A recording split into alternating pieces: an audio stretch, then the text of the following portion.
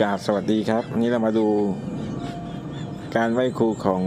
นักมวยเขมรนะครับหรือกุนเขมรของเขาครับถ้าไหว้ครูของเขมรก็มันดูแบบ ผมว่ามันน่าขำมากกว่าก็จะเป็นยังไงก็เชิญรับชมกันนะครับ